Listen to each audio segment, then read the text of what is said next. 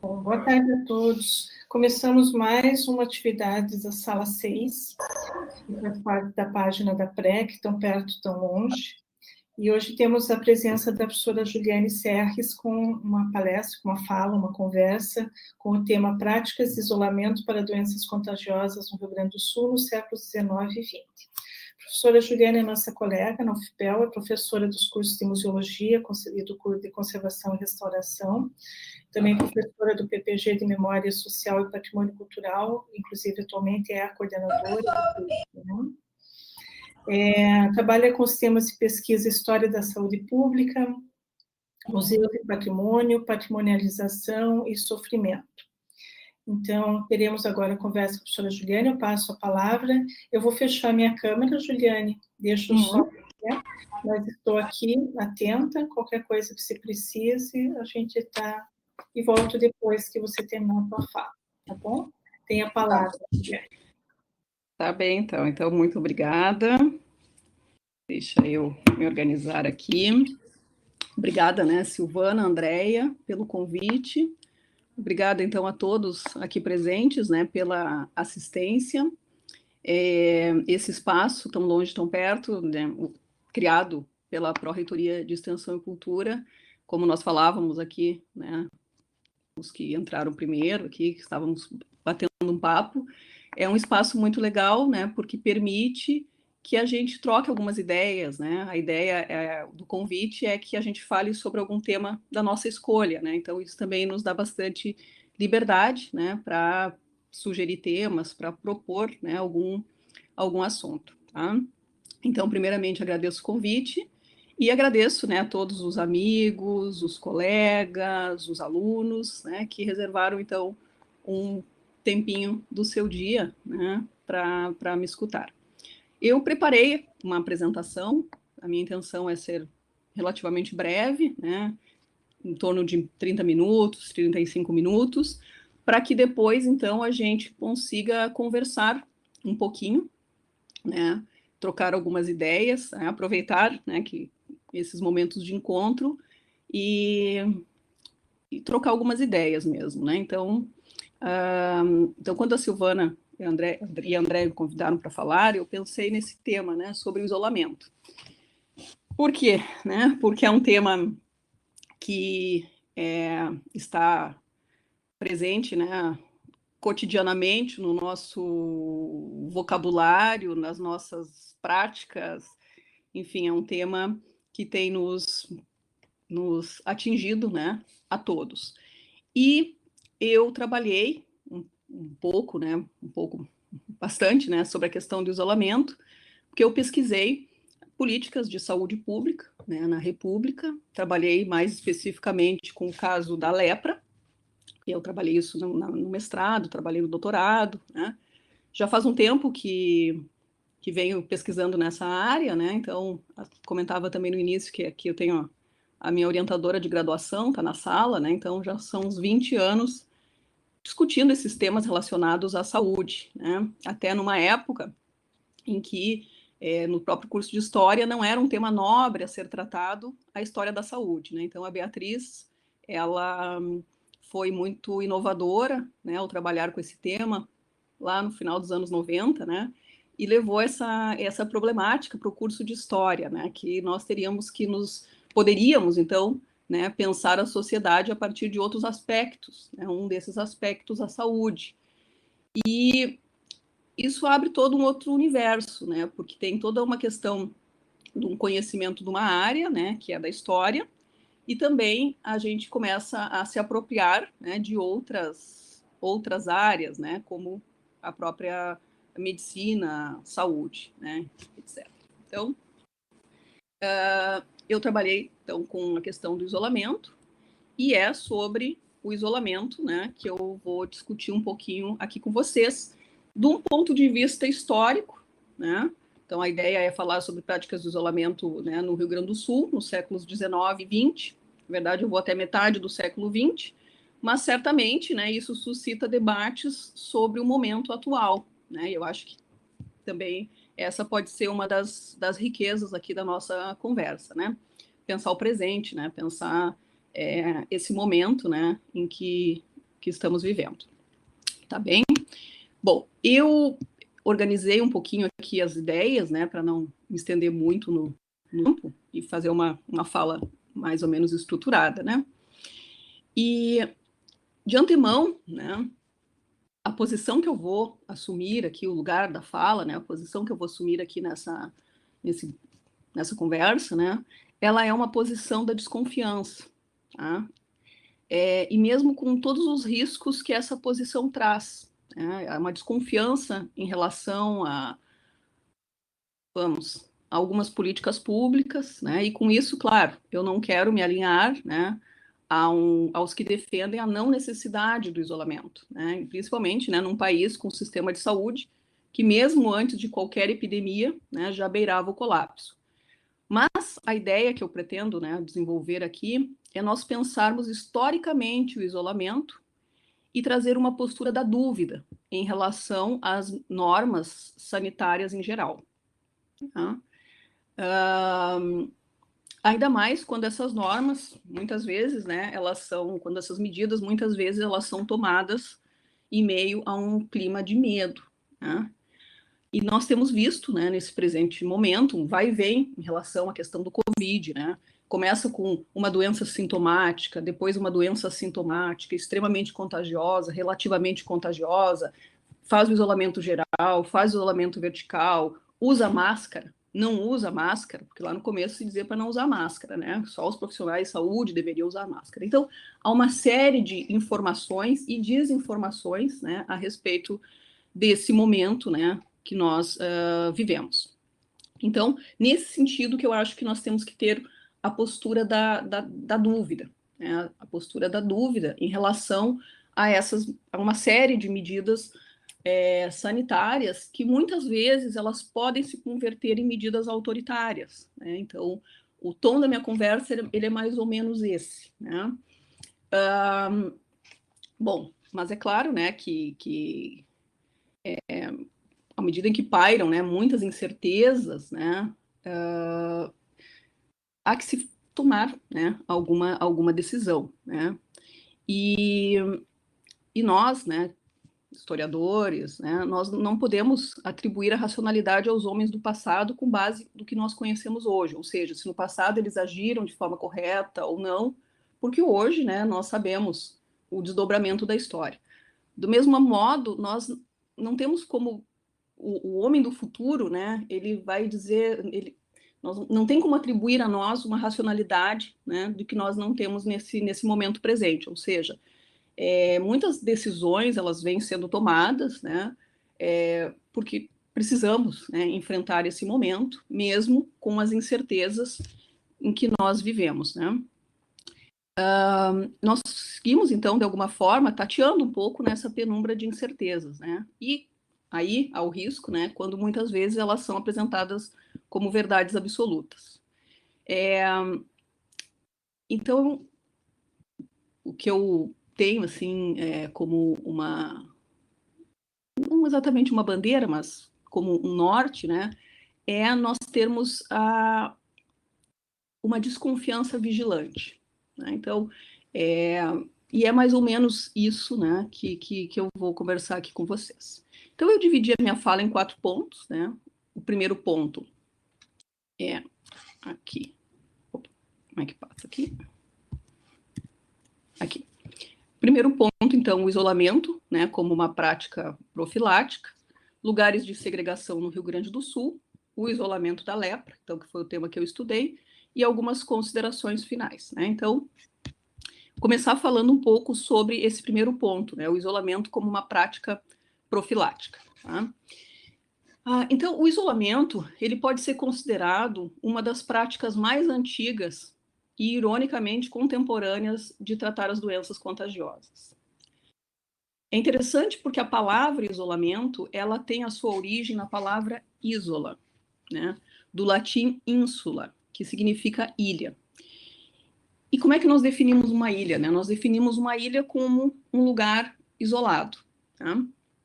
Muitas vezes como um não lugar, né? Utopia era uma ilha, né? O não topos, o não lugar. E como um não lugar, uma ilha, pode ser um paraíso ou pode ser uma prisão, né? E nós vamos ficar mais com esse segundo sentido, né, de uma ilha como um lugar que isola, como uma espécie de prisão, tá? E ao longo da história da humanidade, então, né, as doenças, obviamente, né, sempre foram uma constante, né? E elas fazem parte do mecanismo biológico que é a vida, como todos sabem. Algumas doenças são individuais, outras doenças poderíamos chamar de doenças coletivas, mas sempre, é claro, vividas pelo indivíduo, mesmo as epidemias, né? Mas nós vamos nos ater mais sobre essas doenças coletivas, né, que afetam um grande número de pessoas. Os tratados de medicina, eles também são muito antigos, né? Eles remontam aos gregos, mais especificamente a Hipócrates, que foi considerado o pai da medicina, né? Então ele tem uma obra, um conjunto, né, chamado o Corpus Hippocraticum, onde definia-se, né, doenças e tratamentos. Mas resumidamente, né, a medicina hipocrática ela acreditava, né, que o corpo era formado por 4 humores, né? O sangue, a fleuma, a bilis amarela e a bilis negra. E quando um desses humores aumentava ou diminuía, quando havia um desequilíbrio desses humores, né, o corpo adoecia. Então essa foi uma concepção, né, de doença que perdurou até quase século XVII, né? Século XVII se começou a acreditar numa outra teoria, né, a teoria dos miasmas, né, que era a ideia dos miasmas seriam emanações venenosas que causavam doenças, né? Então se trabalhava muito a doença como resultado do meio ambiente, né, do meio ambiente insalubre, né? E foi somente, né, e quer dizer, essas duas concepções elas atravessaram um longo período, né, da história humana, da história, né, do Ocidente, né? E foi somente no século XIX que que essas duas teorias, né, foram descartadas por um indivíduo chamado Pasteur, né, que a teoria dos humores e dos miasmas, ele contrapôs essa teoria microbiana, né? Então, ele dizia, uma das contribuições do Pasteur, né, é que os micro-organismos seriam os causadores das doenças infecciosas. Então, ele, né, detectou que esses micro-organismos causariam, né, as doenças. Então, aí nós abrimos para a microbiologia. Então, começa a se identificar as causas das doenças. E nós estamos falando isso no século XIX, quer dizer, algo também relativamente recente, né? E desde então, nós temos confiado, né, que a causa das doenças, ou da maioria das doenças, né, são causadas por micro-organismos. É claro, não todas as doenças, né, mas as infecciosas, assim, né, bactérias, vírus, né, que vão entrar para a história da medicina um pouco mais tarde, né. Bom, e os tratamentos, né? Os tratamentos, eles acompanharam ou eles acompanham o que se considera a causa da doença. Então, para a medicina hipocrática, o corpo deveria ser recolocado em equilíbrio, né? E aí nós tínhamos uma prática bastante utilizada, que eram as sangrias, né? Para a teoria dos miasmas, o meio ambiente era fundamental. Então, a questão da salubridade do meio ambiente, né? E para a medicina pausteriana, ou para a microbiologia, né, o tratamento se daria combatendo os micro-organismos causadores das doenças, né? E essa teoria, então, ela abriu o caminho para mais tarde se produzir agentes imunizantes capazes de combater as doenças, como, por exemplo, as vacinas, né? Bom, e onde entra o isolamento, né? Resulta, né, que depois da microbiologia, né, que muitas vezes, então, eles se identificava os agentes causadores da doença, né, mas ainda não havia um conhecimento suficiente para produzir um agente eficaz no seu combate. Então, nós vamos ver, por exemplo, o bacilo de Koch, né, que é causador da tuberculose, ou o bacilo de Hansen, que foram descobertos nas últimas décadas do século XIX, mas nós vamos ver que eles só conseguiram efetivamente, né, ser combatidos na metade do século XX, com a descoberta dos antibióticos, né? E os vírus, então, embora, né, existissem desde os albores da humanidade, eles foram identificados como causadores das doenças somente no século XX. Agradeço a Leonor, que me passou algumas informações, né, sobre os vírus, que nós tivemos uma conversa, porque parecia algo muito recente, né? É algo muito recente, né? Então, até quando é interessante, porque quando se começaram a identificar os vírus, porque o vírus não é um ser vivo, né? Ele precisa de um ser vivo, né? se pensava que eles eram pequenas bactérias, né, micro-organismos. Então, se demorou muito para entender o que é o vírus, né, e como é que ele age, né? Bom, então assim, né, o isolamento ele foi por muito tempo, né, então talvez desde quanto tempo se descrevem as doenças, uma medida indicada na ausência de um tratamento, né? E o isolamento, inicialmente, ele acontecia a partir de uma concepção quase sagrada da doença, né? Não se tinha essa ideia do contágio, que isso, né, a questão do contágio, ela é moderna, né? Mas o doente, ele era isolado, né? Também como dentro de uma concepção de uma concepção de doença como um sinal de impureza, né? A doença como um castigo. Então, e mais tarde, o isolamento passou a acontecer por razões biológicas. Então, quando se detectam os agentes, mas não se tem o tratamento. Então, se a gente vai remontar um pouquinho, né, na história, a gente vai encontrar, por exemplo, na própria Bíblia, né, no texto do Levítico, que os doentes, aí eles citam inclusive os doentes de lepra, né, eles deveriam ser expulsos do acampamento. Então, é um texto fundador, né, a Bíblia é um texto fundador da nossa concepção cristã, que tem vários autores que discutem, né, que a nossa concepção médica, né, ela está muito embasada, né, numa concepção cristã, né, então de doença como castigo, como maldição, né, por que aconteceu isso comigo, né, então mesmo, né, que a ciência já tenha conseguido nos libertar de muitas ideias, ainda há em relação às doenças um resquício muito grande, né, dessa concepção que poderíamos chamar de cristã, né? E durante a Idade Média, então, continuando com esse exemplo da lepra, nós vamos ver que o isolamento ainda era a medida recomendada, né? E nesse período da Idade Média, então, os doentes eles eram vistos como uma ameaça à própria pureza da cristandade. Então, aconteciam rituais onde eles eram expulsos do convívio com os sãos. E o Jacques Le Goff, um historiador medieval, né, que escreveu muito sobre o período medieval, ele diz que ele descreve na história das doenças um ritual onde eram jogadas pás de terra do cemitério em cima dos doentes e era decretado que a partir daqueles momentos eles não pertenciam mais ao mundo dos vivos. E eles eram então expulsos, né, das aldeias, das vilas, né? Mas, ao mesmo tempo que eles eram expulsos, eles não deveriam ficar muito longe. Por quê? Porque eles eram um alvo da caridade. Então, na Idade Média, havia uma expulsão dos doentes, mas eles deveriam se manter a uma certa distância, né, curta, né, para que, em períodos de festa, ou para que as pessoas pudessem, né, praticar a caridade com esmolas, etc.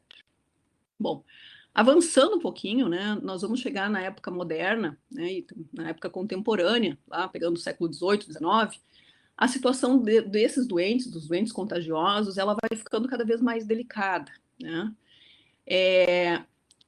Esses doentes, eles começam a representar até uma ameaça para o sistema, inclusive, né? Eles são focos de doenças nas cidades, né? Então, esses doentes têm que ser isolados. Tá? E aí já não se tem muito essa concepção de deixá-los próximo para exercer a caridade. A questão é, eles têm que ser isolados, eles têm que ser expulsos, né? E começa a se discutir toda uma questão, então, século XVIII, século XIX, de isolar os doentes em ilhas, né? Existe a nau dos loucos, né, descrita por Foucault, onde os loucos eram colocados em barcos e largados à deriva, né? Então, a questão era expulsar os doentes do mundo saudável, né, do mundo dos sãos. Então, a ideia, né, da ilha era uma ideia assim, muito, muito presente. Então, é interessante, né, a origem das palavras, né, a etimologia, porque ilha, isolare, né? Então, isolar em ilha, isola, afasta, né? E nas ísolas, né, no isolamento, os doentes, então, eles não representariam mais ameaças ao mundo dos sãos, né? E inúmeras ilhas serviram de isolamento durante a história, né, para doentes e outros indesejados sociais. Então, a gente vai ver aqui, que eu acho que eu tenho uma imagem, aqui a palavra isolamento, ilha, Aqui, essa imagem das ilhas. Aqui eu trouxe essas duas imagens, né? A Ilha Prisão, a primeira imagem, né? Que é a de Alcatraz, bastante conhecida aí até pelo cinema, né? E que ela foi um hospital e também foi uma prisão. Mais conhecida ficou como prisão. E a segunda imagem aqui é da Robben Island, que é uma ilha localizada na África do Sul, foi uma base militar, foi um antigo leprosário e depois ela serviu como uma prisão política para o Nelson Mandela, né? Então, hoje tem um museu, né, nessa ilha, o Museu de Robben Island, e várias outras ilhas viram, então, né, de local de isolamento de doentes, né? Então, nós vamos ver, por exemplo, em relação à lepra, era uma ilha famosa, né, a ilha de Molokai, no Havaí, que isolou 8.000 pessoas, né? Até teve uma matéria de 2009, 10, onde o presidente Obama, né, determinou que fosse construído um monumento com o nome dessas 8.000 pessoas isoladas. Então, a ideia do isolamento, né, ela é uma ideia que acompanha as nossas concepções médicas, né, de longa data.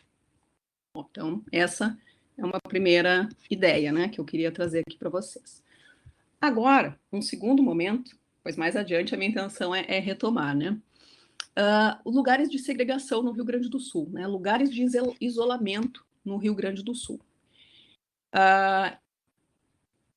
Antes, né, de falar sobre esses lugares de isolamento no Rio Grande do Sul, eu queria mencionar rapidamente, né, como é que era a estrutura sanitária do Rio Grande do Sul, no Brasil, né, no final do século XIX, começo do século XX, né. Então, quando nós estamos falando de isolamento, né, nós estamos falando desse isolamento promovido socialmente, né, que inicialmente era promovido por grupos, né, lá as expulsões das aldeias, até esse isolamento moderno que é promovido, então, pelo Estado, né. E nesse sentido, né, é importante conhecer um pouquinho como é que funcionavam, como é que eram essas estruturas, né, nomeadamente como é que era a saúde pública no final do século XIX, começo do século XX, né. Então, a primeira ideia que tem que ser tratada, assim, é a ideia de o que era saúde pública, o que se considerava saúde pública, né, que também é uma ideia muito recente, ela se consolida no Brasil no século XX, embora haja algumas controvérsias que poderíamos falar de saúde pública no século XIX, tá? Mas o que nós tínhamos, então, no século XIX, né? Nós tínhamos um Departamento Geral de Saúde Pública, que era um órgão vinculado ao Ministério de Negócios do Interior e Exterior, né? Portanto, não existia o Ministério da Saúde, né? E esse departamento, o que ele tinha que fazer? Quais eram as atribuições? Ele cuidava dos portos, fiscalizava a medicina, estudava as doenças infecto-contagiosas e organizava as estatísticas, né?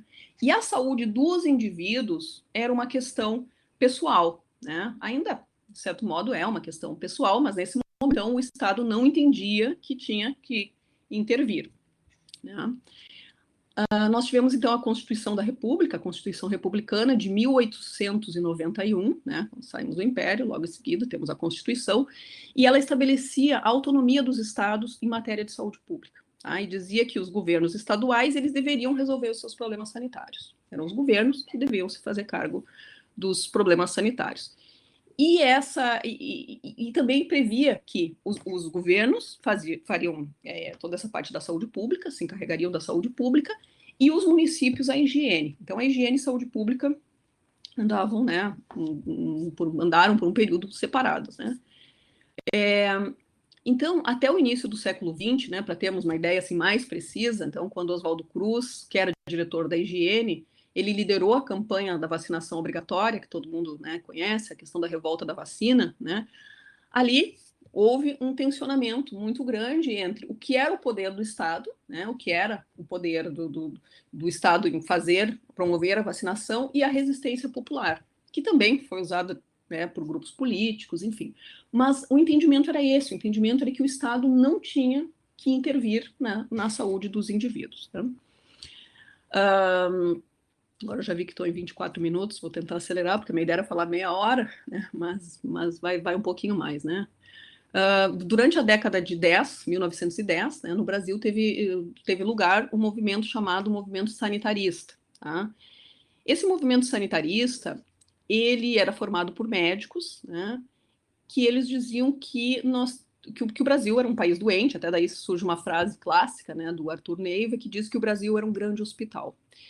E é interessante porque tem uma outra discussão aí, né, que diz que, quer dizer, o nosso problema não era, na concepção de alguns desses médicos, até a nossa miscigenação, porque essa foi uma das, né, toda a questão das teorias raciais, né, considerada a causa do nosso subdesenvolvimento, etc. Esses médicos, eles diziam, não, o Brasil é um país doente, né, nós temos que promover a saúde pública. Então, quando esses médicos, eles se embretam no interior e têm viagens científicas, eles veem que o brasileiro tem toda a sorte de enfermidades, e muitas dessas enfermidades contagiosas, né? E eles dizem, não, nós temos que fazer alguma coisa, e criam esse movimento, começam a pressionar o poder público para que se criasse um órgão, né, responsável, então, pelo saneamento do Brasil. Tá? E aí, na década de 20, então, aí, claro, no meio tempo, depois a gente vai falar um pouquinho dela, teve a gripe espanhola, né, que também, né, colocou em alerta toda a questão do serviço de saúde, mas na década de 20 foi criado o Departamento Nacional de Saúde Pública. Tá? Então, esse Departamento Nacional de Saúde Pública, ele se encarregaria, né, da saúde pública no Brasil. Tá? Aqui já estou na Santa Casa. Bom,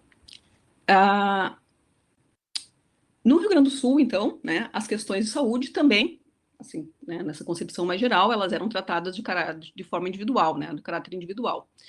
E poucas pessoas acediam aos cuidados médicos ou hospitalares, né? O hospital, até tem, como menciona Foucault, ele era um grande morredouro, as pessoas iam para o hospital para morrer, né? Então, nós temos aqui no Rio Grande do Sul, desde 1803, o funcionamento da Santa Casa de Misericórdia, de Porto Alegre, né, que é essa imagem que nós temos aqui. Tá? Antes, né, desse período, né, nós não temos alguns hospitais de campanha, né, durante campanhas militares, enfim, mas como uma estrutura hospitalar, as Santas Casas, né, são as primeiras instituições. Tá? E a Santa Casa, ela era uma instituição mais de caridade do que propriamente de cura, né? E ela recolhia toda a espécie de indigentes, abandonados e doentes também, né? Órfãos, os enjeitados, as crianças que eram rejeitadas, né? E na Santa Casa havia, então, nesse período, havia as enfermarias gerais, que eram as enfermarias, e haviam as enfermarias para homens e para mulheres, né, separadas, e haviam as enfermarias especiais para as doenças contagiosas, né, que na época, então, século XIX, começo do século XX, não eram poucas, né, então nós tínhamos a tuberculose, a febre tifoide, nós tínhamos a epidemia do cólera, a peste bubônica, a lepra, a varíola, entre outras, né. E os doentes, então, eles iam para o hospital, na maioria das vezes, já para morrer, né. Então, nós para termos uma ideia, que eu mencionei aqui o cólera, né? Durante a epidemia de cólera, que é de 1855, havia uma comissão de higiene, né? E a comissão de higiene, ela não conseguia intervir no funcionamento da Santa Casa, né? Que eram entidades particulares, administradas por irmandades, e eram consideradas lugares insalubres. Tá? Então, durante a epidemia do cólera também, houve muita resistência da população, né, em adotar as medidas sanitárias e dos comerciantes, porque os barcos não podiam atracar, né, então os produtos não chegavam. Então, quer dizer, uma epidemia, ela causa, né, uma desestruturação social, né, e para nós termos uma ideia, então, né, em 2 meses, da epidemia do cólera, 10% da população de Porto Alegre morreu, né? E aqui em Pelotas também, em 1855, tiveram que construir um cemitério, né, às pressas, para enterrar, né, o grande número de mortos. Depois de Porto Alegre, veio, acho que Rio Grande e Pelotas como das cidades com maior número de mortos, né? Outra doença que assolou o Rio Grande do Sul foi a varíola, né? E durante esse período, né, há referências de que foram criados alguns lazaretos, né, como chamavam alguns desses hospitais, para isolar os doentes. Né? E no século XX, então, se discutia já, virando para o século XX, se discutia a necessidade de criação de hospitais de isolamento no Rio Grande do Sul. Tá? E aí nós temos, em 1908, a criação do hospital de isolamento no bairro Partenon, né, o Hospital de Isolamento São José. Aqui é da gripe espanhola, depois a gente volta nessa imagem. Aqui, o Hospital de Isolamento São José. Então, esse Hospital de Isolamento São José foi, então, projetado como um hospital né, para isolar doenças infecto-contagiosas no bairro Partenon, em Porto Alegre. Tá? E esse hospital ele funcionou até a década de 60. Então, durante o surto da gripe espanhola, que é aquela imagem que eu mostrei antes, e já volto nela, o Partenon ele recebeu, né, recebeu muitos enfermos, né? E além, claro, desse internamento no Hospital São José, que fica no bairro Partenon, outros hospitais como a Santa Casa, a Beneficência Portuguesa, o Hospital da Brigada, além de escolas, né, que foram receberam então doentes, né, durante o período da gripe espanhola.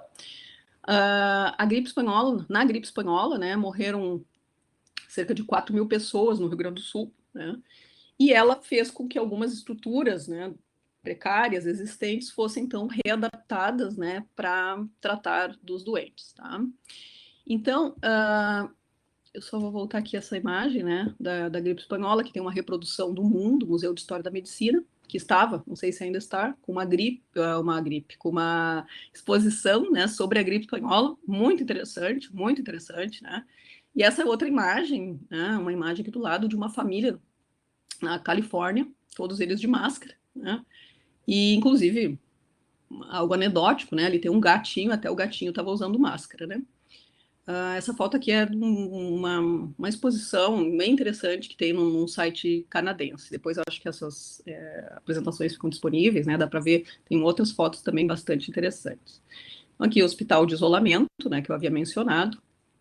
E onde funcionava o hospital de isolamento, então, ele, a partir da década de 20 e 30, ele passa a receber uma série de reformas para que ele pudesse ser usado, né, para isolar, então, os pacientes de doenças contagiosas, né?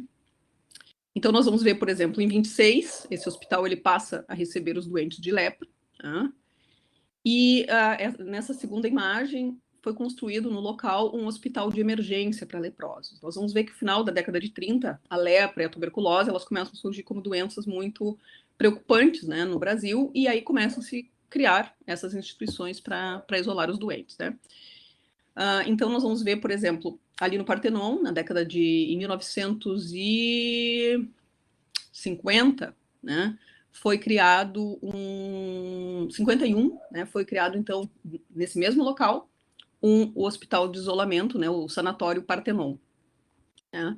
E o Sanatório Partenon, né, existe até hoje, né, em Porto Alegre, ele foi na década de 80, ele foi usado, né, para o tratamento de AIDS, né, do HIV, né, então a partir de 83 ele passou a receber pacientes de tratar, né, pacientes de HIV, que quando surge também a epidemia de HIV, se cogitou criar lugar para isolar os doentes, né?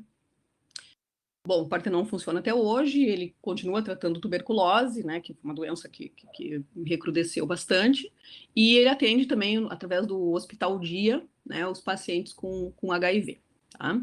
Um outro hospital que foi criado nessa época, né, anos 40, 50, foi o Sanatório Parque Belém, né, que fica em Porto Alegre também, que foi fechado, né, em 2017, e agora eu vi uma notícia no Correio do Povo que ele poderia ser utilizado para internamento dos pacientes de Covid, mas até agora, pelo que eu sei, ele permanece fechado, né?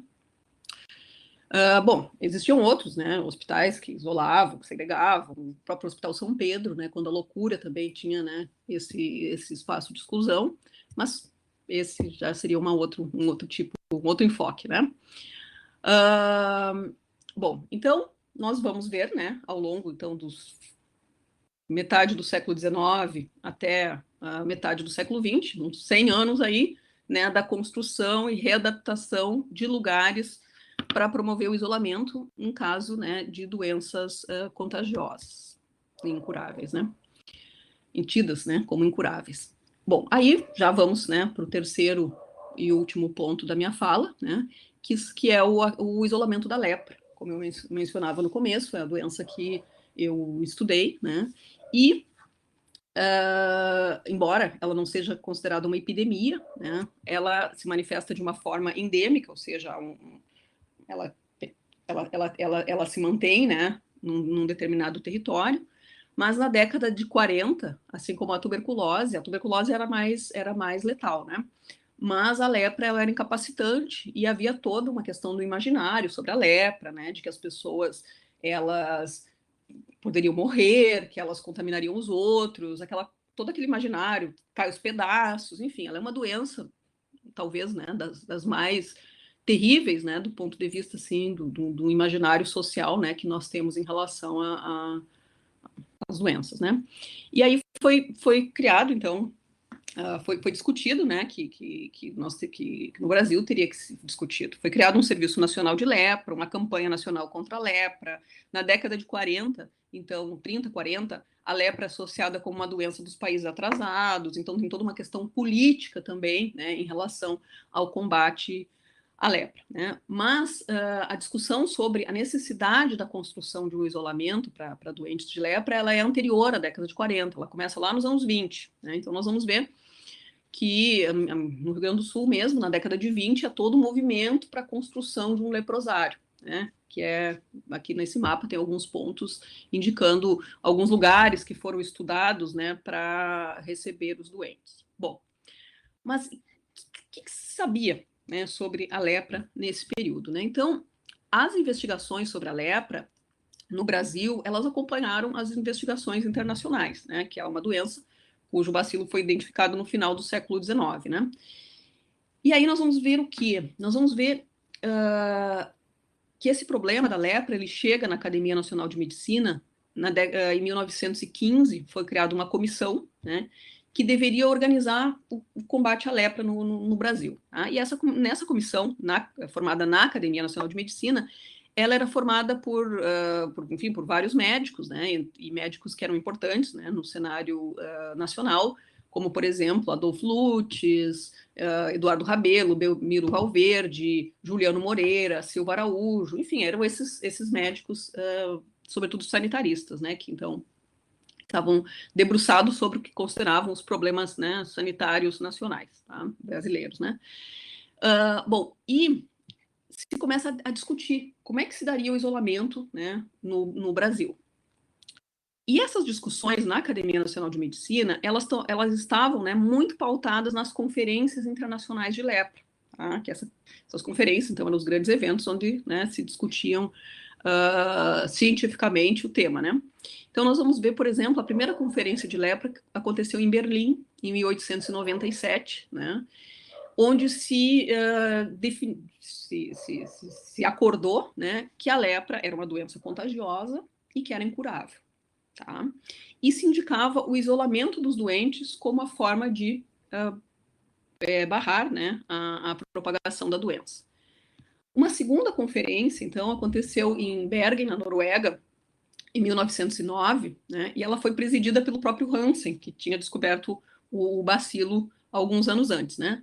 E essa conferência, ela reafirmou as conclusões de Berlim e acrescentou que os leprosos deveriam ser excluídos de determinadas profissões, deveriam ser separados, né, dos filhos saudáveis, e que se deveria, né, estudar, então, mais sobre a questão da transmissibilidade da lepra, porque também não se sabia muito bem como ela era transmitida. Aliás, essa discussão avança todo o século XX, né? Mas eles dizem nessa conferência de 1909 que ela não era incurável, né? Embora não se tivesse um tratamento, ela não era incurável, né? Que já é algo diferente da Conferência de Berlim, que diz que ela é incurável. Mas recomenda que os doentes sejam isolados, tá? E na academia, essa discussão chega, né? E os médicos, eles se dividem, né? Então, por exemplo, nós vamos ver o Adolf Lutz, né? Que ele fala sobre... Ele é muito interessante, né? Porque esses debates da academia, eles criavam polêmicas, iam para os jornais, né? Tem fontes muito ricas para estudar um pouco dessa história da medicina, da saúde, a partir dos próprios jornais, porque eles, né, iam para a mídia da época, né, para defender as suas ideias, enfim, acusar o Estado, algo que a gente conhece, né? Bom, e aconteceu então uma polêmica então entre o Adolf Lutz e o Belmiro Valverde, né? O Lutz, né, ele defendia que o isolamento da lepra acontecia desde os tempos imemoriais e que deveria, né, ser uma medida, ele dizia, uma providência incontestável, básica e radical. Tinha que isolar. Tá? O Belmiro Valverde, por exemplo, ele dizia que não. Né? Ele dizia que se deveria estudar mais a questão da doença, né? Que deveria se promover a profilaxia, mas que não, esse isolamento radical não ajudaria no combate da doença. Né?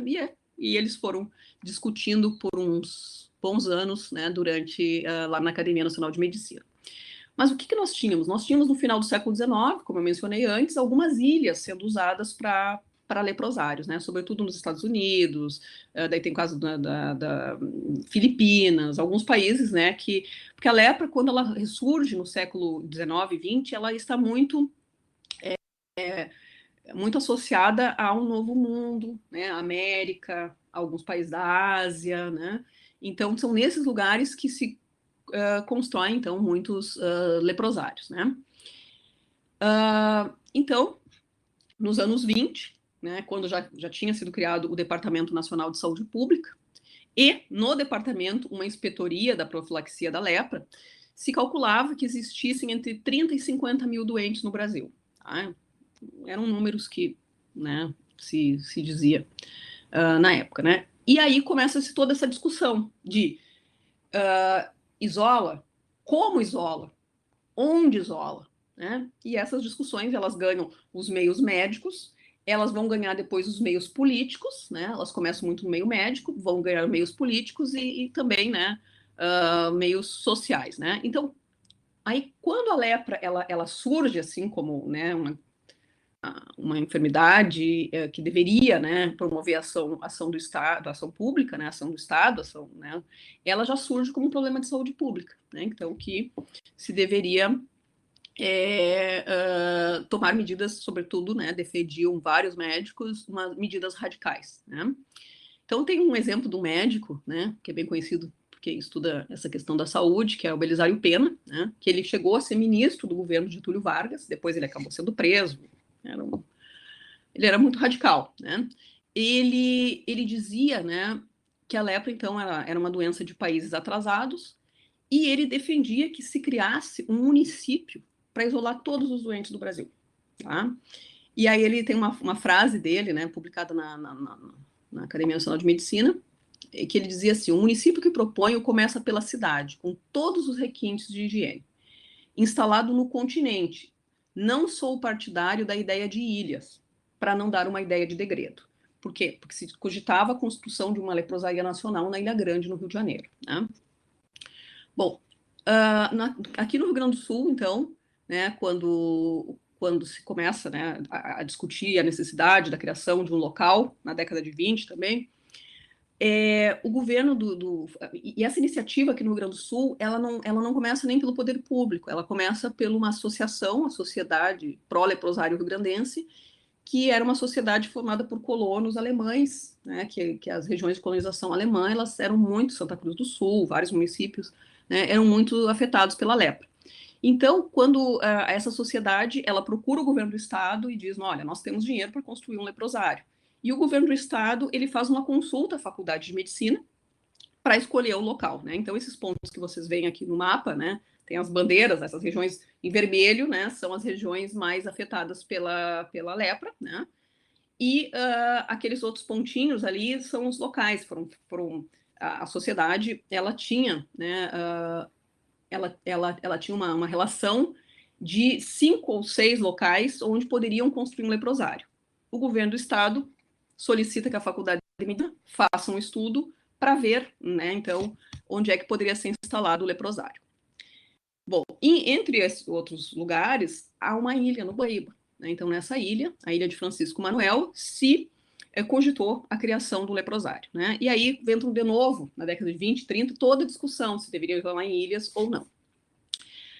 Aí um leprólogo brasileiro, né, muito conhecido, importante, ele Souza Araújo, né, que escreveu assim dezenas, né, de livros sobre lepra, né, ele dizia que o isolamento ele não deveria acontecer em ilhas, né, e ele era uma autoridade, então, né, no assunto. Ele dizia o seguinte, que o isolamento ele deveria acontecer de preferência na margem de um rio, né, e o isolamento ele poderia ser feito com cercas duplas de arame farpado, valos profundos e aleias de cactos e bambus, né? Então, não numa ilha, mas, né, num lugar muito bem isolado, né? Aí, nesse período, então, na década de final da década de 20, quando estão escolhendo um lugar para a construção do leprosário aqui no Rio Grande do Sul, acaba que alguns lugares que a Faculdade de Medicina indicou como possíveis, né, havia manifestação de prefeitos, da população local que não queriam leprosário, né? E em 1936, o governo do estado, né, e até as fontes indicam, assim, de uma forma secretamente, compra, né, uma antiga fazenda na beira do Guaíba, né, na beira da Lagoa Negra, aliás, né, da Lagoa Negra, e a 67 quilômetros de Porto Alegre, né, um local bem isolado, e resolve, então, que aquele local vai ser o local de construção do leprosário, né, o leprosário Itapuã, então, que foi construído nesse local. Deixa eu ver aqui uma imagem, aqui, tá? Já estou encaminhando para o final. Bom, mas enquanto, né, esse leprosário não ficasse pronto, os doentes eram mandados para aquele conjunto de pavilhões, né, que mostramos antes, que era o hospital de emergência, né? O Hospital Itapuã foi inaugurado em 1940 e passou a isolar sistematicamente os doentes de lepra do Rio Grande do Sul, né? Até a década de 1960, até 62, o isolamento ele era compulsório, né? Então, quer dizer, as pessoas, né, eram obrigadas a ir para o isolamento, né? Então, eu também pesquisei um pouco essa questão, né, no meu trabalho, entrevistei, né, as pessoas que foram isoladas nesse período, né? E isso, então, na década de 40, né, o hospital, ele chegou, ao longo, né, da sua trajetória, ele chegou a isolar 2.437 doentes, tá? Então, 2.437 pessoas foram isoladas no Itapuã, né? Até a década de 60 de modo compulsório. Depois da década de 60 também houve muitas internações.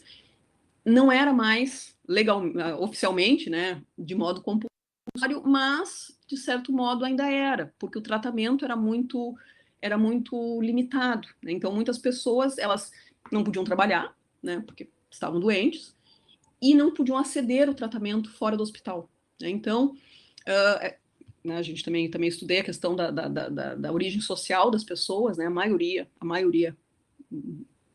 eu arrisco que 80%, 90% eram pessoas pobres, né?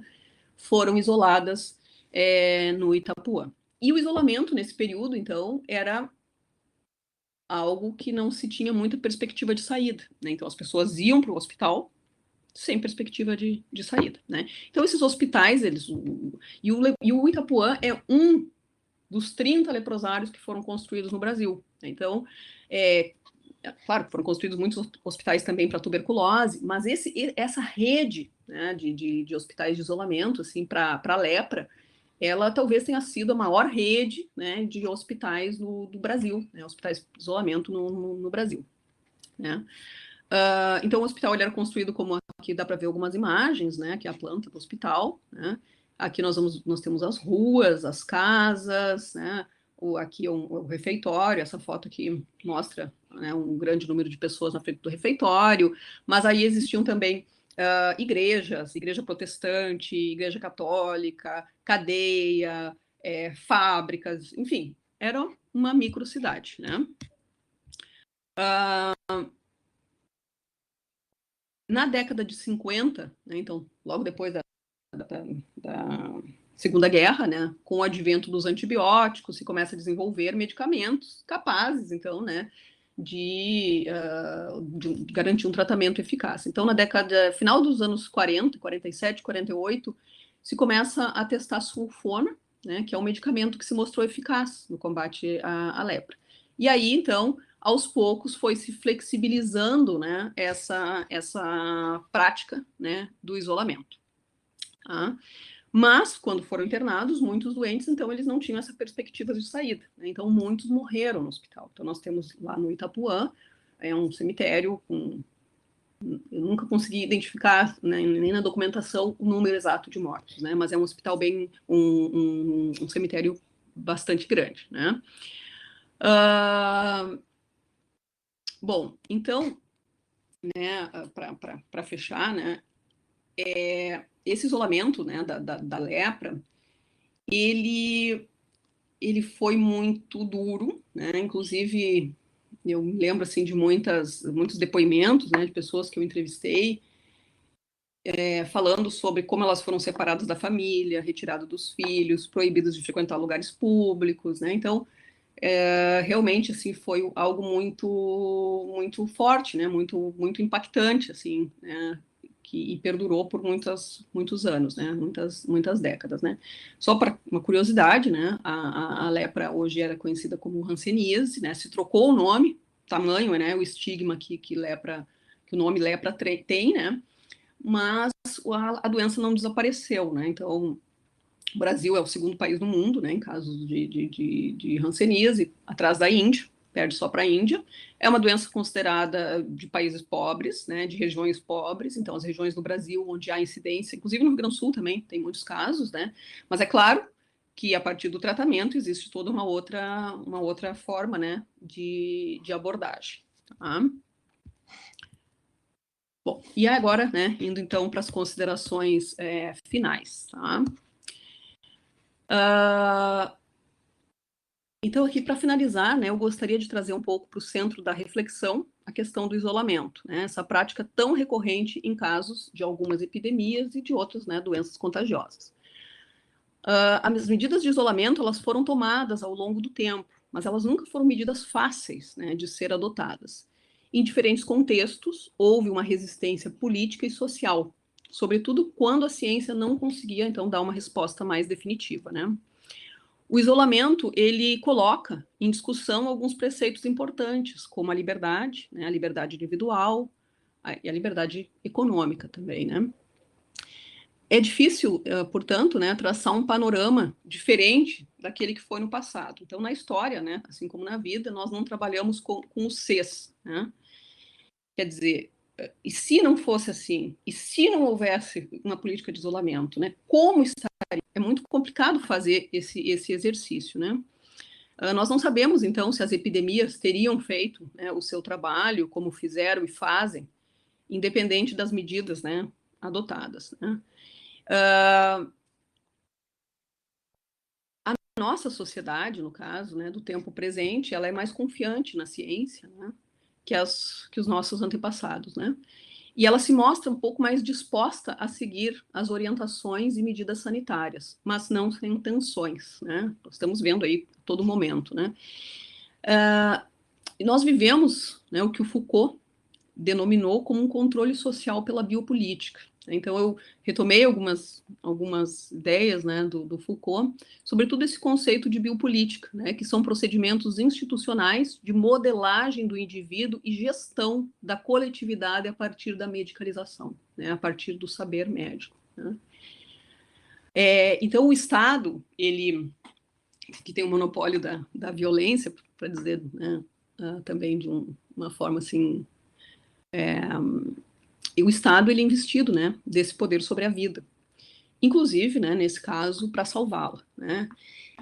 Eu encontrei algumas discussões muito interessantes sobre biossegurança, né, que vem sendo discutida por alguns autores contemporâneos, como o Giorgio Agamben, né, e que ele alerta, né, para que nós ele alerta, né, de como nós nos colocamos, né, à disposição desse biopoder, né.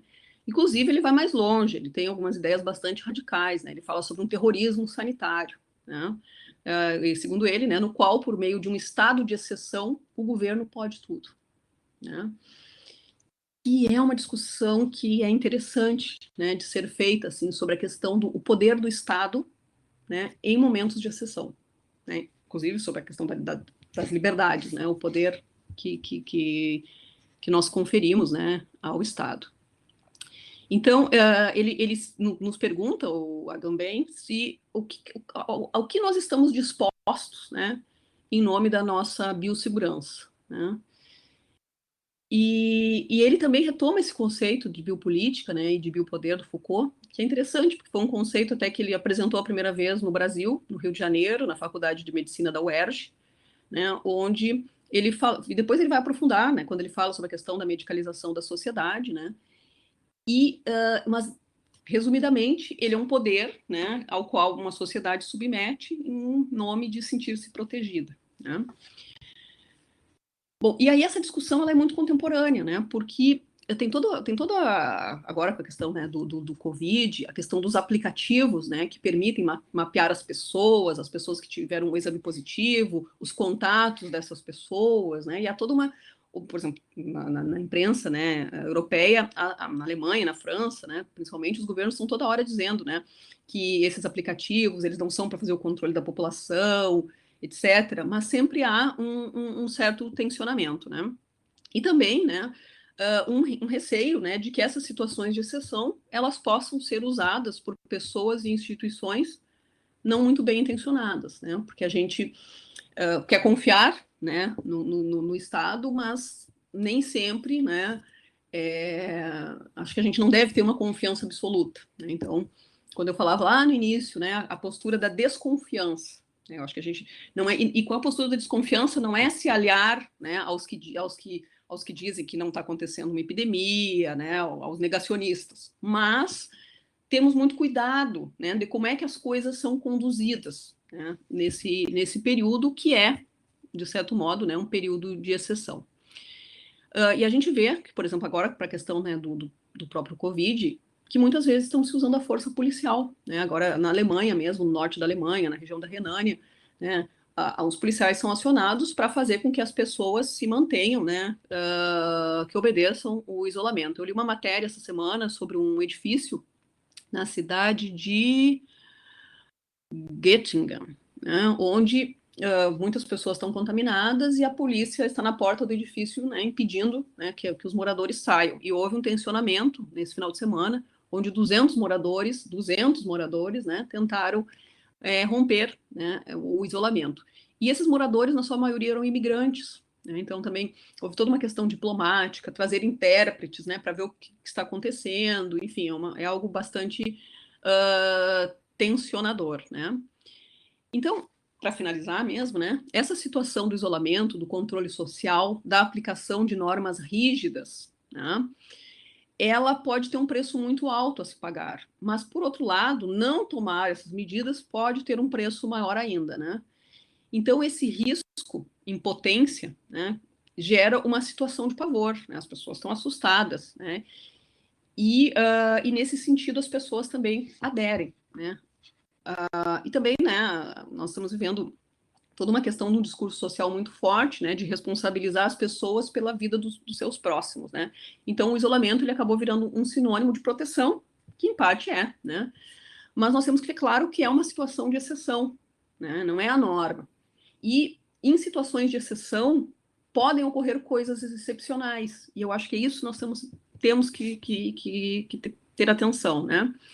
Eu li agora, hoje de tarde foi compartilhado num grupo, uma notícia que saiu no El País, as mães Yanomamis, né, que lá de Roraima, então lá em Boa Vista, que elas são levadas para os hospitais, os filhos morrem, os corpos desaparecem, né, e aí se questiona, bom, o Estado pode fazer isso, né, quer dizer, essa questão, né, dos mortos, né, o enterramento, né, o ritual de despedida dos mortos, né, o Estado pode fazer isso em nome, né, da biossegurança, impedir que um filho, uma mãe, um pai, sei lá, eu se despeça, né, do ente querido, né, então são essas questões que ainda, né, não enfim, acho que merecem, né, ser analisadas, né, e não sob a égide do medo, mas pensarmos, então, acho que é para isso também é interessante essa questão do pensarmos historicamente, né, algumas práticas, para ver como é que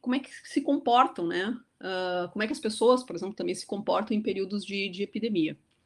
E E a gente tem, né, até ele faleceu esse ano, em janeiro, o Jean Delumeau, né, escreveu um livro maravilhoso sobre a história do medo do Ocidente, né, e onde ele fala, né, dos comportamentos coletivos, né, na época de epidemias, e como algumas instituições, e daí pegando, por exemplo, o caso da Idade Média, né, como, por exemplo, a igreja, ela acaba manipulando, né, a própria situação, né, e colhendo os dividendos, né, gerados, então, pelo medo das doenças, né? Então, por exemplo, a questão de um controle sexual, né, da vida sexual, a partir, né, de medos coletivos, né? Então,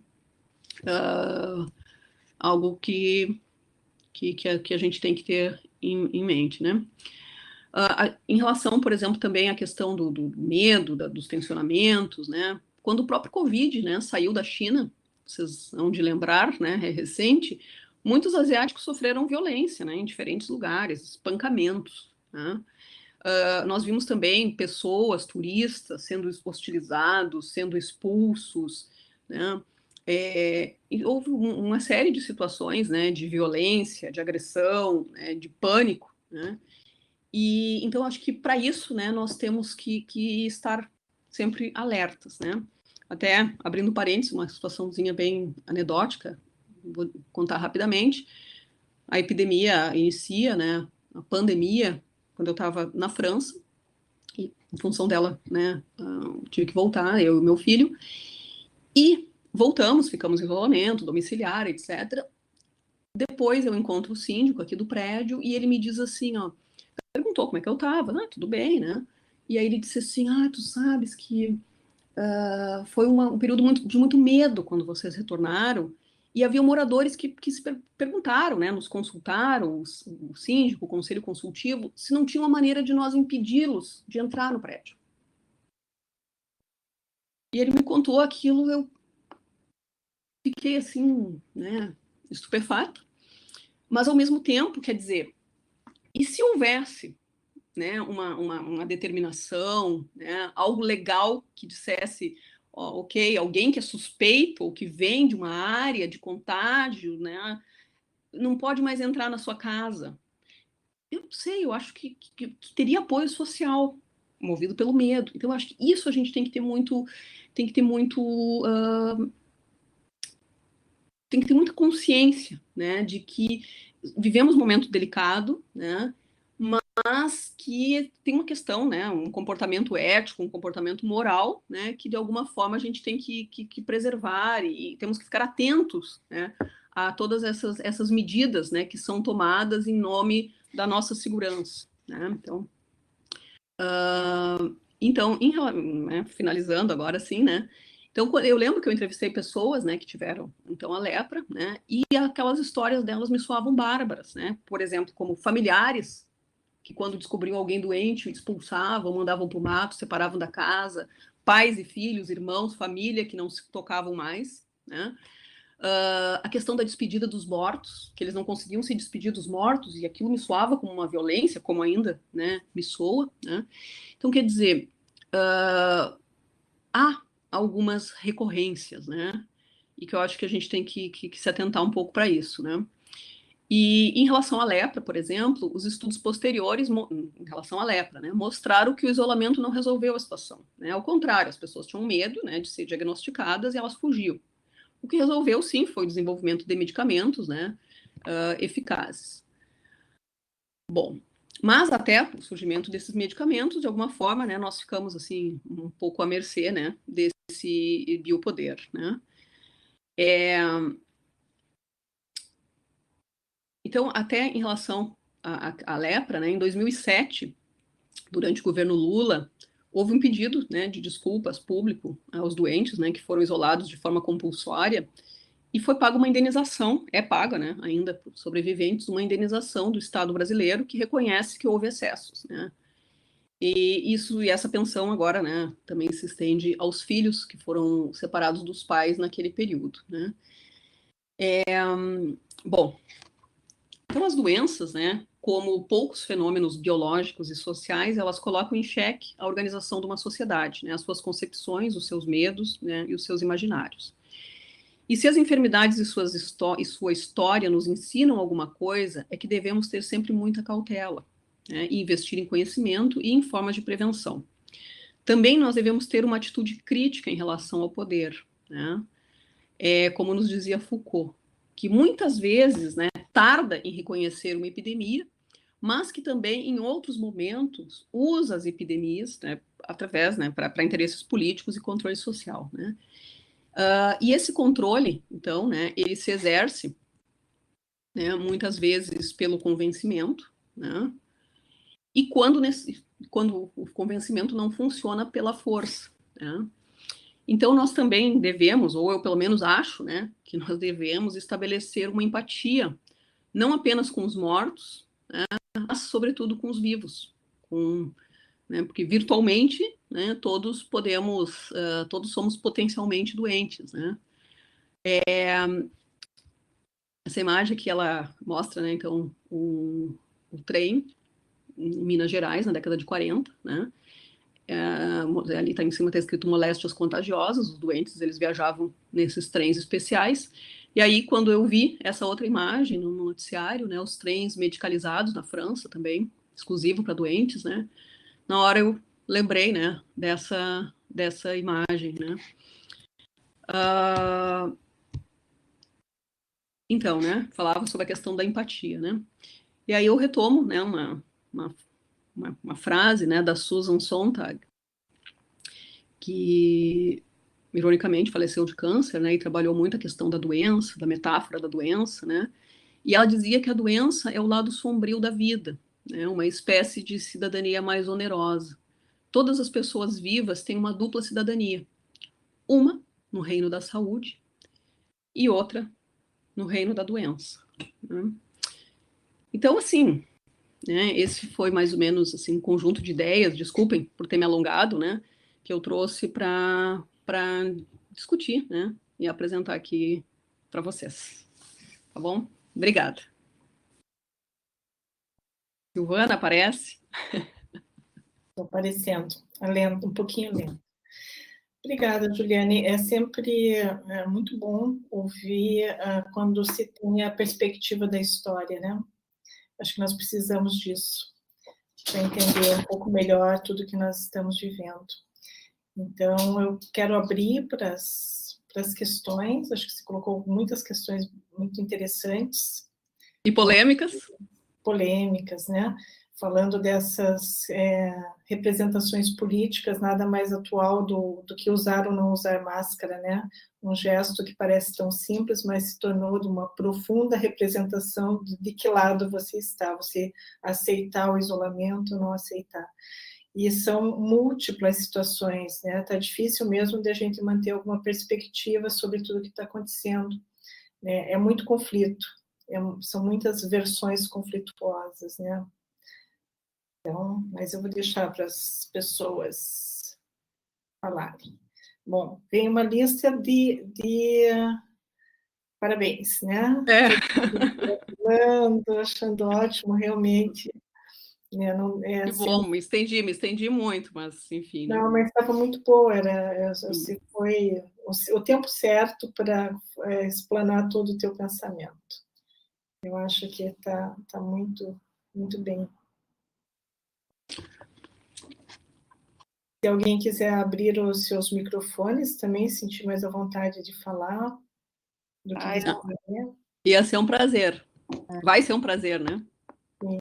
Abrir a câmera para a gente poder se enxergar, porque essas palavras, silêncio, né, sem som, né, às vezes é meio deprimente essas salas. É bom quando as pessoas abrem suas câmeras. Coisa boa. A Leonora abriu. E a Letícia, bem-vindas. Coisa boa. A Leonora, gente querida. Fazia horas que eu não a via. Juliane, eu achei ótimo, muito, muito interessante os dados que tu trazes. E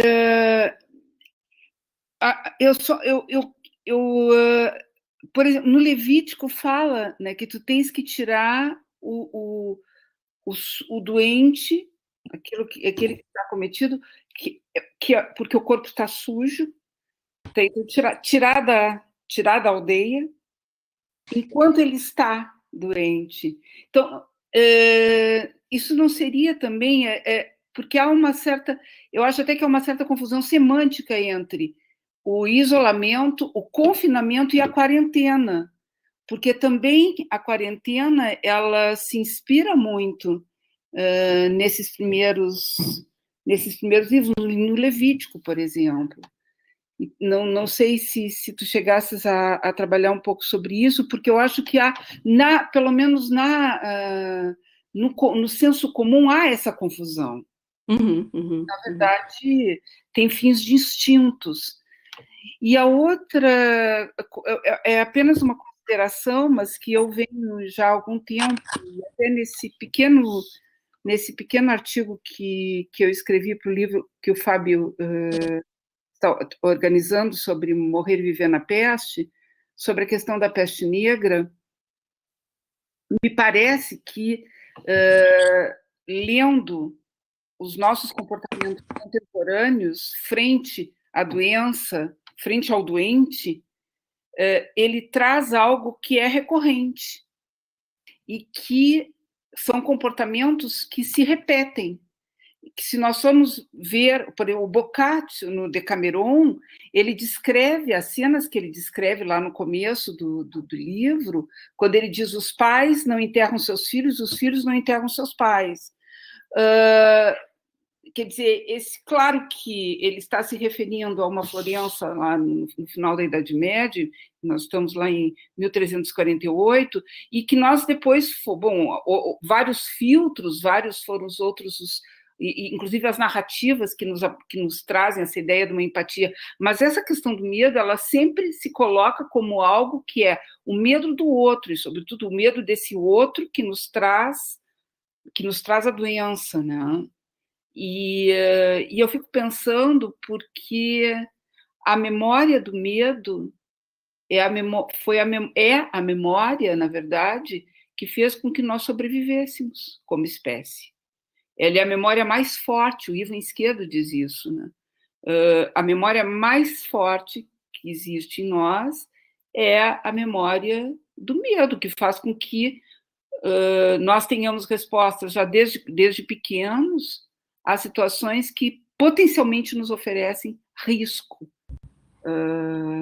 Então, de fato, eu acho que nós temos o dever, inclusive, de entrar mais dentro disso e de buscar, talvez, e aí eu acho que é o nosso compromisso como uma sociedade que evoluiu em tantos aspectos humanísticos, de buscar trabalhar com essa ideia do medo do outro, né? Que se estende sob diferentes formas. Mas muito obrigada. Que legal, não, obrigada, né, a ti por esses elementos para a gente pensar aqui junto, né?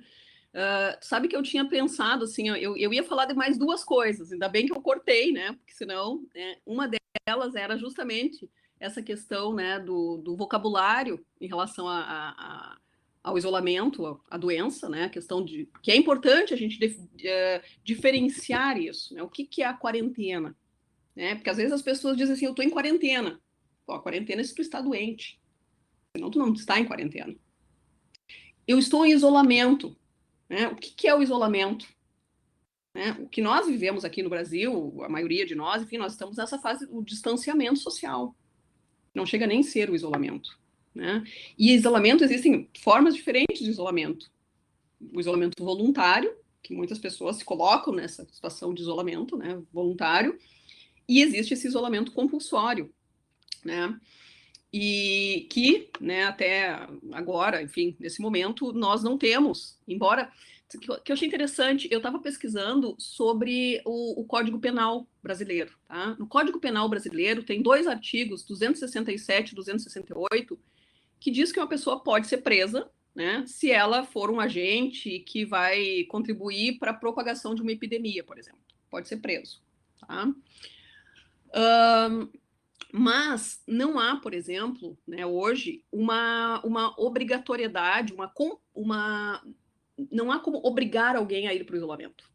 ainda, né? Porque também eu acho que a gente tem que trabalhar sempre dentro de muitas... Bom, nesse momento, né? Nesse momento ainda não há. Eu vi uma matéria com o pessoal do SAMU de São Paulo, em que eles falavam que em alguns casos, né, quando eles iam atender e a pessoa ela tinha todos os sintomas de Covid, a pessoa se recusava a ir para o hospital. Tá? E que eles não podiam fazer nada, porque não há uma obrigatoriedade de levar essas pessoas por enquanto. Em um estado de exceção, pode haver. Tá? Em um estado de exceção, pode haver. Sinceramente, eu espero que a gente não chegue a esses extremos, né? Que a gente consiga contornar esse momento presente através de outras formas, né? Mas, quer dizer, o medo, né, que é, como tu disseste, né, esse instinto que nos fez chegar até aqui como espécie, ele pode gerar comportamentos que são muito complicados, que é, né, que o Delumeau estudou. Inclusive, eu li agora uma entrevista dele pouco antes de morrer, onde ele retomou, né, essa questão do medo, né, e ele diz, bom, o medo é humano, né, está presente em toda a sociedade, em todas as épocas, e ele é necessário. O problema é as reações que nós temos diante do medo, né, as adesões que nós temos diante do medo, né, porque, né, e tu é, né, especialista nisso, até a própria questão do judeu, né, como é que as pessoas, de alguma forma, lá na Alemanha nazista, foram convencidas, entre outras formas, né, a aderir? Pelo medo. Né? O judeu, ele começa a ser mostrado, tem aqueles cartazes, como um transmissor de doença, né? Enfim, há uma construção do medo, há um mercado também que se movimenta, né, nessa questão da ansiedade, do pavor, que, até certo ponto, é necessário para a preservação da vida, mas que nós devemos ter esse cuidado, né, dos limites, até onde o medo pode nos levar. Então, eu acho que isso é algo que a gente tem que se colocar, né? E tu tem razão, acho que a gente tem que pensar essas palavras, né, que elas significam coisas diferentes, né? Falando sobre esse vocabulário, uma palavra que agora deixou de ser usada, mas foi muito usada pelo nosso presidente, me parecia terrível, era confinamento. Muito pior do que isolamento social, né, ou qualquer outro. Confinamento era terrível. Muito confinamento, ruim. Né? E foi usado bastante no momento, agora não tenho ouvido mais. Mas em francês se fala de confinement. É a palavra. O sentido é esse que a gente dá para a quarentena. O confinement. Claro que não é o mesmo que ele está dando, mas eu quero dizer que há sentidos da palavra que são apropriados por diferentes sistemas culturais na França. Sim. A Leonora acho que queria falar, ela estava sem o microfone, estava só com o fone de ouvido, não sei se ela saiu, se é que ela saiu e entra de novo, você consegue falar com ela, Juliane? Eu estou recebendo aqui, o telefone tá brilhando aqui. Ok. Não, acho que ela saiu mesmo. Não sei se foi intencional ou não, mas aí qualquer coisa ela manda aqui, manda mensagem, né? Ó, a Francisca tá lembrando os filmes de propaganda nazista, né? As ratazanas e o voz em off falando do mal que os judeus traziam, né? Hoje em dia está difícil saber o que nos causa medo. Na verdade, a gente tem, de alguma forma, uma ausência do Estado, né, sobre alguns aspectos. Eu vi uma matéria que me chamou bastante atenção, que era cobrando também a posição dos indivíduos, né? De alguma forma, nós queremos que o Estado nos controle, que nos obrigue a ficar em casa, que aplique multas, né?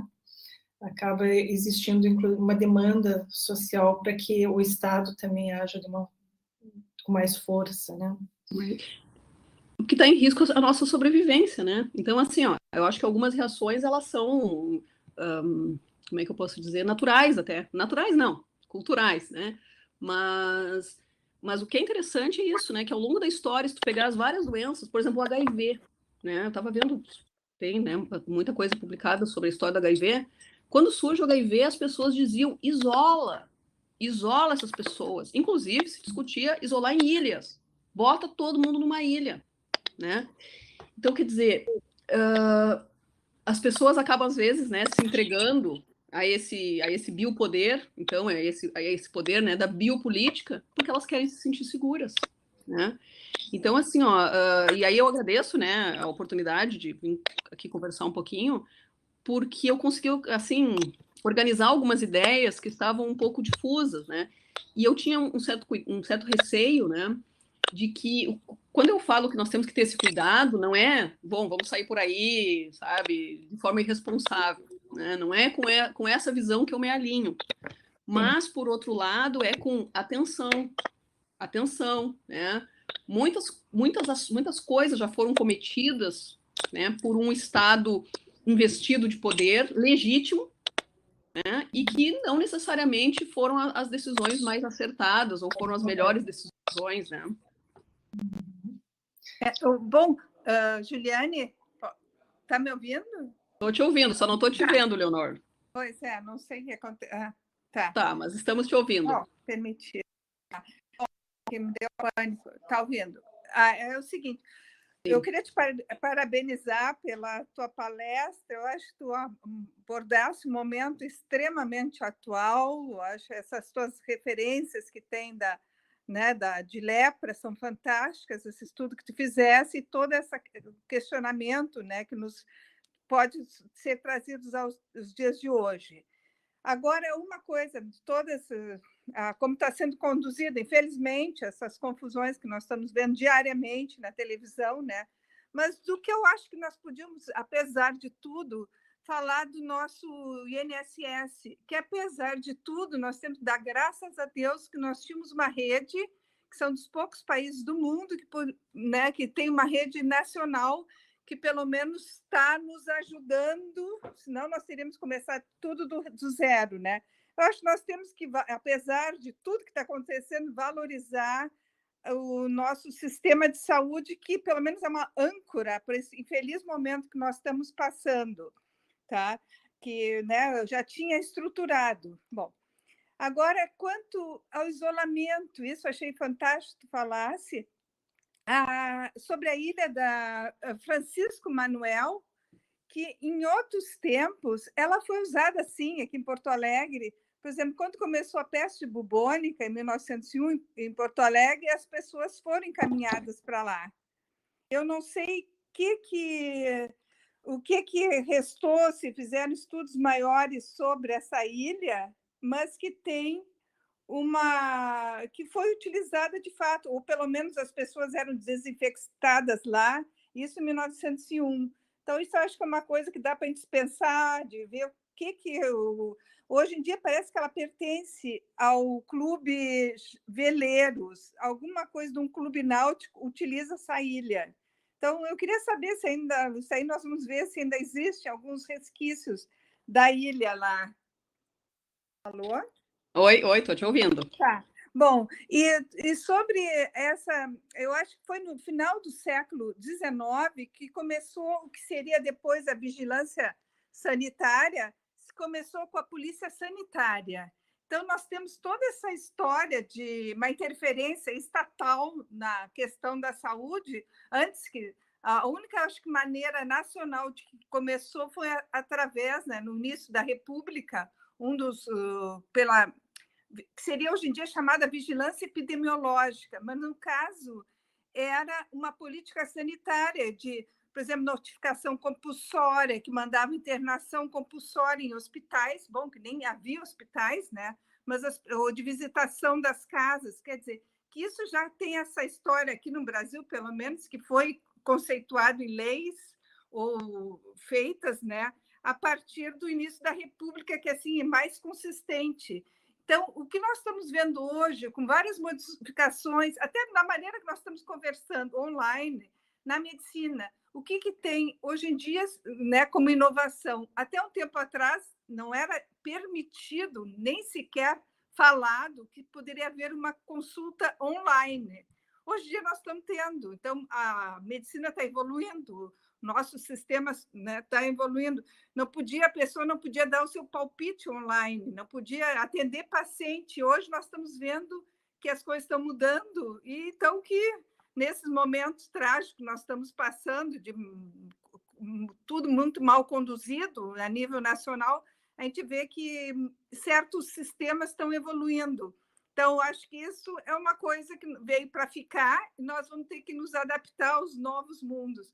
Bom, era mais ou menos isso assim que eu pensei em falar, né? E eu queria te agradecer muito pela conversa, tá? Imagina, Leonor, eu que agradeço, né? E é interessante, eu não sei, eu só tenho a notícia, por exemplo, dessa ilha Francisco Manuel nesse período, né? Sim. Mas, né, como tu estuda peste bubônica, eu não sei se houve outros casos de ilha, e outro dia, né, nós conversávamos, e a Leonor mencionou que, além de hospitais, tinham os barcos de isolamento, né? E sobre esses eu não sei, nunca encontrei nada em pesquisas, né? E revoltas em isolamento, né? Revoltas em isolamento, de pessoas tocar fogo nos hospitais de isolamento. Isso também aconteceu, né? Sim, lá em Rio Grande, quando foram criar um hospital de isolamento, lá um lazareto, que era o nome, e a população tocou fogo. Quer dizer que os comportamentos, né, que nem a Letícia falou, se vai ver já há séculos nós temos os comportamentos que se repetem, né? É muito interessante. E aqui tinha essa ilha, era um barco, quer dizer, não era ilha, tinha um barco que era um barco de isolamento, e as pessoas que eram antes usado até como cadeia e depois foi usado como isolamento. Mas eu não tenho informações maiores, infelizmente. Mas, assim, o isolamento era feito na Santa Casa, imagina botar... É complicado, né? Lá, quando teve a peste bubônica em Santa Maria, o Hospital de Caridade foi usado como isolamento, né, das pessoas, e com a polícia do Exército cuidando. Então, foi uma coisa que mostra assim, que a interferência né, falasse muito bem da interferência do Estado sobre as questões de saúde de uma maneira compulsória, né? Ou muito ativa, né? Não vou dizer compulsória, ativa. Bom. Interessante. Eu não sei, eu acho que Darlândia está na sala, que ele pesquisa uma ilha que foi prisão política, uma ilha no Guaíba. Eu não sei se tem várias ilhas, né? Eu não sei se essa que foi uma prisão política durante a ditadura. Não, é outra. Essa Ilha das Pedras. Não, essa ilha é bem na frente, aqui né? Aqui de Porto Alegre, é uma ilha das... Esqueço o nome, mas é entre a cidade de Guaíba e Porto Alegre. E essa ilha, outra, Francisco Manuel, que nós estamos falando, já fica mais afastado, perto de Itapuã. Então, é uma outra ilha. Tá? E essa ilha, que eu não sei o nome, política, ainda hoje tem as ruínas, não foi onde era a prisão, tem as ruínas, né? Tudo em ruína, mas existe ainda. As pessoas param ali de barco, está muito depredada. Ilha da Pólvora, o Fábio coloca, é outra ilha. Isso aí. E aqui, é outra ilha, o presídio serviu como local de isolamento dos moradores, dos dependentes químicos dos anos 50. Outra questão, né? Por exemplo, lá o Itapuã. A questão do isolamento, né? Ela é, assim, quase uma estrutura mental que nós temos, né? Diante do perigo que nós não conseguimos debelar de uma outra forma, né? Então, por exemplo, ali o Itapuã, ele hoje funciona como um asilo, tem poucas pessoas, né, internadas lá, daquela época ainda. O governo do estado, uma época, começou a discutir o que faria com o Itapuã, tá? E aí se discutia usar o Itapuã como um lugar de isolamento para o crack, tá? E isolamento compulsório também. Se falou em pegar as pessoas, os usuários de crack, e isolar no Itapuã. E a ideia do isolamento, não sei, né, se vocês concordam, de alguma forma, ela pode ser interessante, atrativa, digamos assim, né, para o nosso imaginário, né? Porque, por exemplo, eu me lembro quando surgiu essa questão do crack, né? Vamos isolar os usuários de crack. eu vi assim, as pessoas estavam achando que era uma ótima ideia, né? Vamos isolar todo mundo, leva para lá, para o Itapuã, 67 quilômetros, deixa lá, ninguém vê, acabou o problema, né? Então, ela é uma ideia, né? É uma ideia, de alguma forma, recorrente. Aí é uma coisa diferente da epidemia, não tem nada a ver, mas só pensando na questão do isolamento, né?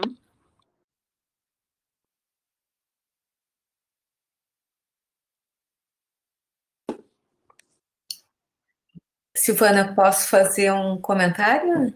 Por favor, Francisca. Juliane, é um tema terrível, mas muito bom, né? Porque ele levanta várias questões que eu acho que tem a ver não só com o presente, mas com todos nós. Eu queria saber se alguma vez tu ouvisse, agora é fazer um contraponto bem interessante com o medo que a Letícia apontou. O caso quando o surto de influenza completou 100 anos, o museu da famosa, né, da que inaugura a enfermagem, Florence Nightingale, que fica em Londres, ele recebeu uma doação interessantíssima. Foram os diários de um médico chamado Basil Wood, que era o diretor do único hospital para infecções respiratórias no momento na Inglaterra. E esse Basil Wood, ele comandava, liderava, dirigia a palavra correta, um grupo de enfermeiras, eram só enfermeiras que atendiam no hospital. E esse hospital, primeiramente, começou a receber os doentes do influenza, e foi recebendo, assim, naquelas condições, uma doença contagiosa pelo tato, também pelo aerosol, enfim, tal como nós estamos vivendo hoje, com um nível de contágio bem semelhante na época. E o que se esperava que acontecesse, aconteceu, né? As enfermeiras começaram a ficar doentes, ao contrário, então, de hoje, que não tem essa estrutura médica e hospitalar para receber o paciente, elas se contaminavam muito rapidamente, e umas cuidavam das outras. E já se sabia, já se entendia os modos de contágio, portanto, já se usava a máscara, já se isolava as mãos, já tinha tudo isso como um meio para tratar os pacientes. Mas quando elas iam tratar umas das outras, elas recusavam a usar. Isso está no diário dele. Elas não usavam, elas sabiam que iam ficar doentes, mas elas não usavam pelo medo de constranger a colega doente. Então, houve alguma coisa ali que superou o conhecimento e que levou, inclusive, o hospital a um estado de insustentabilidade quase que imediato, né? Que superou o medo também. Aconteceu isso lá, eu não sei se aconteceu em outros lugares, mas isso está nos diários desse médico que acabou também adoecendo, né? Não pelo influenza, talvez muito provavelmente ele fosse naturalmente imunizado, muito provavelmente, mas ele adoeceu da estafa, da recarga até emocional, de assistir as enfermeiras adoecendo uma a uma e morrendo, porque não tinha solução a não ser a morte, né? Poucos se recuperavam. É um contraponto interessante que eu acho que não tem nada a ver com o que está acontecendo hoje. Né? Hoje, ignorar a doença, não tomar as medidas é de uma outra ordem, mas nos relatos dele era por afeto.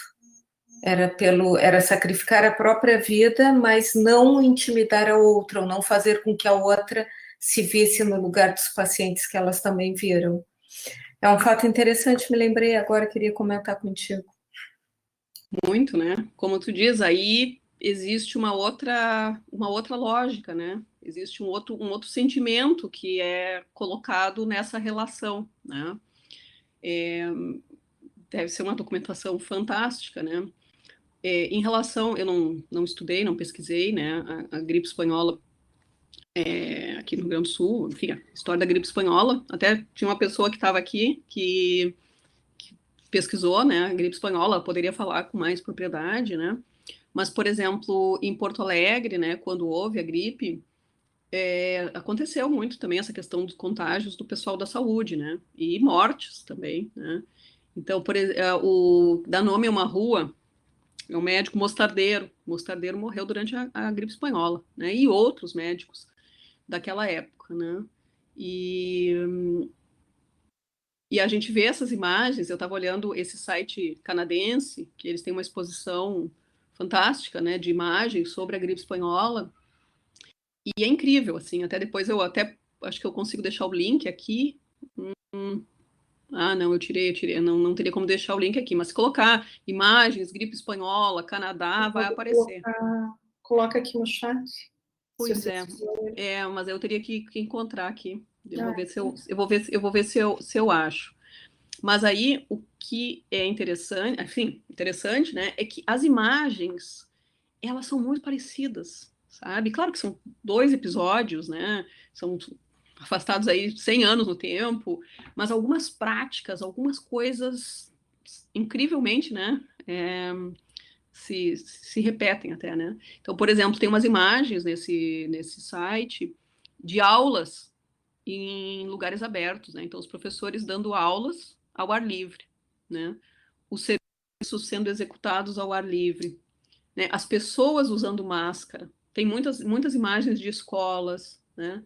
Tem muitas imagens de hospitais, né? Aqueles hospitais assim caóticos, né? Então, por exemplo, quando começou também a questão do surto aqui do Covid, né? Fez até aqui em Pelotas, né? Se fez hospital, acho que no SESC, alguns leitos, né? No SESC, se eu não me engano, né? Para receber doentes, sei lá, em São Paulo, no Pacaembu, né? Quando a gente vê, voltando no tempo, a questão da gripe espanhola, tu vê aqueles hospitais improvisados, né? Porto Alegre mesmo, eles usavam escolas, eles não tinham mais onde botar doente, né? Então, eram pessoas atendidas em escolas, né? Enfim, mas é muito interessante isso, né? A questão da máscara, né? A recusa em usar máscara, né? Quando trata, né, um colega, um outro, né? Outra questão que é muito interessante, eu não sei se aqui no Tão Longe, Tão Perto já veio alguém conversar, né? E falar sobre isso, a questão dos médicos, né?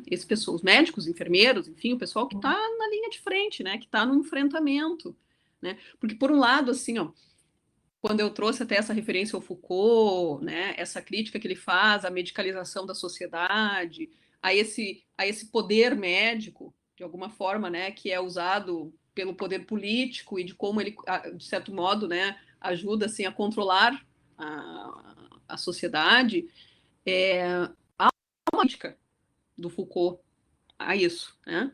Mas, por outro lado, a gente está vendo, assim, e os médicos, né, médicos, enfermeiros, enfim, eles estão sendo, assim, os grandes heróis, né, desse momento, assim, o papel social deles, o reconhecimento social deles, né? Então, quer dizer, o que eles dizem, né, também tem muito valor, né? Tem muita importância, muito valor. Embora, né, eu acho que a nossa zona de sombra, assim, e tem médico aqui, me corrija se eu estiver errado, né? E o desconhecimento é muito grande, né? É muito grande em relação à doença, né?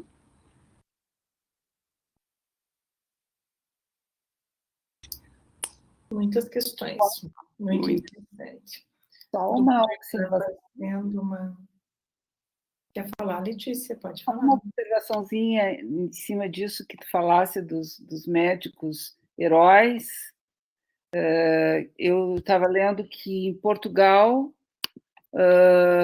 em Lisboa, vai ter monumento aos heróis do combate à Covid-19. E então vai ser o primeiro trabalho original em calçada portuguesa desse século. Então, basicamente são as pessoas da área da saúde que estão na linha de frente, né? Mas ao mesmo tempo, também essas práticas, também esse olhar amedrontado, ele se dirige aos profissionais da saúde. Eles também são alvo, em parte, desse medo do contágio. Eu estava lendo, no período de quarentena na Itália, que os profissionais da saúde praticamente não podiam voltar para casa, porque os próprios vizinhos chegavam a fazer barricadas na frente dos prédios para impedir que eles voltassem. E no caso do Brasil, o que nós estamos vendo é também reações de rechaço, como o caso daquela médica agora, semana passada, e no Rio de Janeiro, que foi quase morta era uma raiva incontida da população face ao profissional da saúde, que é visto como esse que agora colabora com essa narrativa, a narrativa de que a morte nos ronda, né? E para alguns negacionistas, isso é o discurso da esquerda, enfim, isso é outro elemento que a gente podia... Mas são heróis e são vilões, e também são transmissores, então é uma posição complicada mesmo. Bem ingrata, né? É uma outra discussão fantástica, né, Letícia? Fantástica, fantástica. Essa questão, né, de como é que essa figura é vista, né? É fantástico, fantástico, bem isso. A Andréia está colocando aqui, tem mulher de médico na linha de frente em Porto Alegre aqui. Os enfermeiros, né? Muito mais expostos em tempo integral dentro da UTI, né? A questão dos enfermeiros, que a gente está falando médicos, mas enfim, o pessoal da saúde, né? Em geral. Eu gostaria, se você quiser encerrar, Juliane, dizer algumas palavras de encerramento. O tema é ótimo, como disse a Francisca, ao mesmo tempo que é pesado, é instigante, né? Estamos vivendo, com certeza surgem muitas discussões, mas vamos encerrar, se não tiver mais nenhuma colocação, então gostaria que você fizesse suas últimas palavras. Tá bem, bom, só tenho a agradecer, né, o convite, o espaço para a gente conversar, agradecer as pessoas, né, que interagiram também, para a gente pensar, né, eu saí daqui pensando várias outras questões, né, e dizer assim, quer dizer, essa foi uma abordagem, né, a questão do isolamento, mas, por exemplo, a questão do estigma, né, que é alguma coisa que isso que a Letícia fala, né, tu tem o estigma do doente, tu tem o estigma de quem trata o doente, né. No caso do Covid, a questão o potencial doente, né? Então, é uma situação muito complexa. E quem trabalha assim com história da saúde, tem vários autores que trabalham com esse tema, eles dizem que uma epidemia, né, ou as doenças, elas são muito reveladoras das relações sociais, né? E eu acho que são, né? Porque nos colocam, então, em confronto com o nosso medo maior, que é a morte. Né? Então, eu acho que é importante a gente pensar, eu acho que é importante a gente refletir, eu acho que é importante a gente criar esses espaços, né? Agradeço aqui, então, todos que permaneceram até agora, né? Aqui nessa roda de conversa, e acho que a gente segue aí pensando e refletindo e